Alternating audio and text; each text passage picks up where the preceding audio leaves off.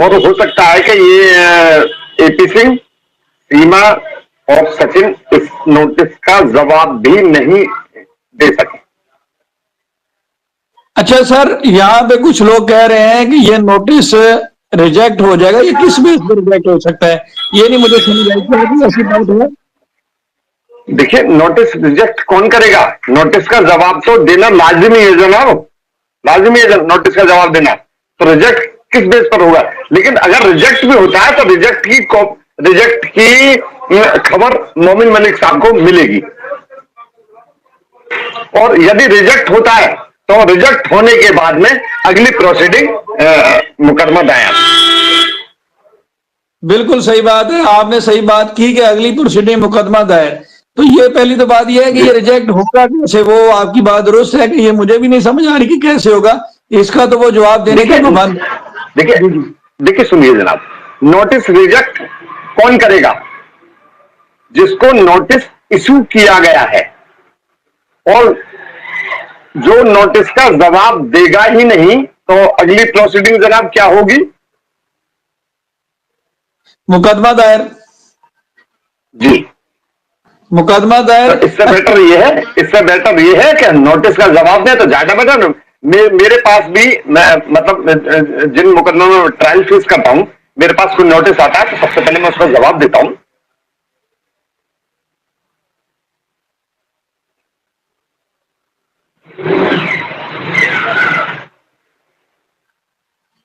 आप रिस्पॉन्स करें। और अच्छा, ये नोटिस भी सिंह को इस नोटिस का जवाब तो फौरन दे देना चाहिए। उसकी वजह यह है कि वो तो पिछले साल से एपी सिंह साहब पर जवाब हो तो ही तो नोटिस का जवाब देंगे। उनके पास कोई जवाब ही नहीं है, जवाब ही नहीं है उनके पास। लेकिन वो तो पिछले 1 साल से कह रहे हैं कि उसकी बीवी है, बीवी है। मेरी बात सुन, अरे यार बीवी, जनाब बुरा ना माने, नहीं, आप किसी भी चलती महिला को अपनी बीवी बना लेंगे? नहीं बना सकते। बीवी हमारी वो है जो कानूनी तौर पर हमारी बीवी है, हमारे धर्म के प्रति हमारी बीवी है, जिसके साथ हमने 7 फेरे लिए हैं, जिसके साथ हमने निकाह किया है, वो हमारी बीवी है। तो वो अगर कह रहे हैं कि ये इसकी बीवी है तो उसका प्रमाण दिखाएं ना एपी सिंह साहब, उसका प्रमाण दिखाएं कि वो सचिन की बीवी है। बिल्कुल सही बात है सर। सीमा है तो अभी भी शादी के कार्ड बांट रही है। वो कहती है मैंने 13 तारीख को अनर्गल बातें हैं, बिल्कुल अनर्गल बातें हैं। शादी के, मैंने आपको इस सवाल से पहले ही जवाब दे दिया। कार्ड बांटिए, क्या फायदा है उससे? जो लीगल वाइफ है वो लीगल ही रहेगी जनाब। ये नहीं कि कार्ड बांटो या ढिंढोरे पिटवाओ या अनाउंसमेंट करवाओ, तो उससे कोई नहीं है। लीगलिटी जो कानूनी तौर पर बातें होनी चाहिए वो बातें करनी चाहिए। बिल्कुल सही बात है। मेरे हिसाब से जनाब, ये कार्ड भी अगर बट रहे हैं तो वो एपी सिंह साहब ही बंटवा रहे होंगे मेरे हिसाब से जनाब। बिल्कुल सही बात है, लेकिन वो कार्ड बांटने का फायदा क्या? वो तो आपके सामने है, वो जैसे मर्जी कोई फायदा नहीं। आज मेरे पास एक मुकदमा आया था जनाब, हक ज़ुर्रियत का, सेक्शन 9। जी, हक ज़ुर्रियत मुस्लिम लॉ, हमारे यहाँ मुस्लिम लॉ है, उसमें हक ज़ुर्रियत, और हिंदू लॉ में सेक्शन 9।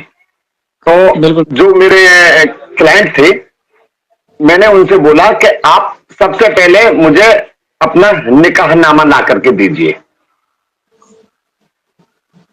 और जब आप निकाहनामा मेरे को अवेलेबल करवा देंगे तभी मैं आपका मुकदमा कोर्ट में फाइल करूंगा। तो उन्होंने प्रयास किया, निकाहनामा उनको मिल गया, तो मैंने उनसे ले लिया, और हो सकता है कि मैं अपने मुकदमे की कल तैयारी करूं। तो लीगलिटी के आधार पर ही, और मैं कह दूं उनसे कि नहीं भाई कुछ नहीं, वो तुम्हारी घरवाली है, तो ऐसा नहीं है, गलत बात है बिल्कुल। जो कानूनी तरीके से है, कानूनी तौर तरीके हैं जो हमारे कानून में लिखा हुआ है, उसी के अगेन हमको बातें करनी चाहिए जनाब। बिल्कुल सही बात है सर। अगर ये कोई सर मैरिज सर्टिफिकेट दिखा देते हैं, एक मिसाल है, कोई एपी सिंह साहब कोई मैरिज सर्टिफिकेट बना के किसी तरीके से ले आते हैं, तो वो वो क्या इसको बचा सकेगा इस कार्रवाई से? देखिए, सबसे पहले मैरिज सर्टिफिकेट के बारे में मैं आपसे एक जवाब चाहूंगा। क्या गुलाम हैदर ने इनको कोई तलाक दे दिया सीमा को या नहीं? नहीं दी। यदि गुलाम हैदर भाई ने इनको तलाक नहीं दिया है तो वो मैरिज सर्टिफिकेट भी अनलीगल ही माना जाएगा, इनलीगल माना जाएगा, अगर गुलाम हैदर साहब का तलाक नहीं हुआ है तो। बिल्कुल सही बात है, बिल्कुल सही बात है। और तो ये तो अगर इस तरह से करते हैं तो कोई प्रोविजन मौजूद ही नहीं है। उस एक औरत दो पतियों की कैसे पत्नी हो सकती है, दो लोगों की? वो तो अजीब ही मामला है, उधर से डिवोर्स ली नहीं है, अजीब ही सूरत हाल है।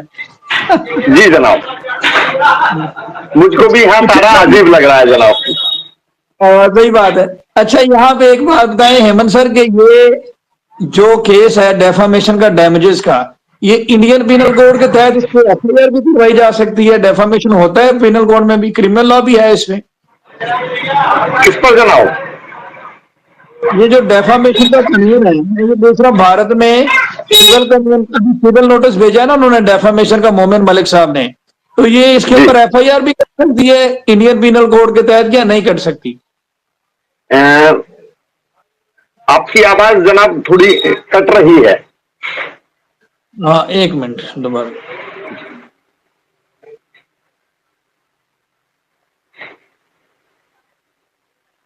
जी जनाब।